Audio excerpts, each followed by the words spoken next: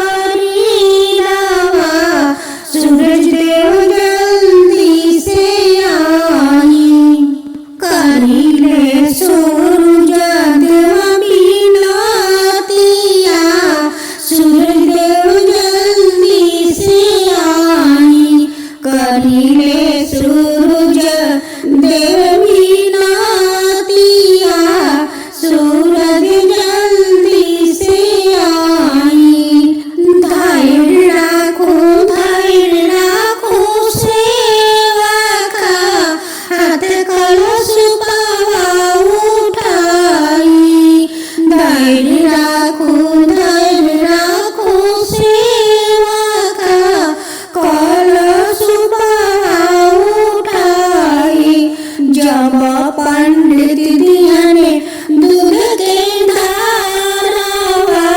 ले बयार गवा तोहार जब पंडित दियाने दूध के धारावा ले बयार गवा तोहार पेनु ना कावन बाबा पिया बानेली माथा में पगरिया पेनु ना कावन बाबा पिया बानेली माथा पर पगरिया ले ली छठी माई के डालवा चली छठी माई के घाट। अब सुने छठ माता की नहवावन गीत। करा पोखरा खुनाइले घाट बनाइले करा भरिले कहारत छठी नहवावन हे करा भरिले कहारत छठी नहवावन हे सूरज के पोखरा खुनाइले घाट बनाइले हे सूरज देव के पोखरा खुनाइले घाट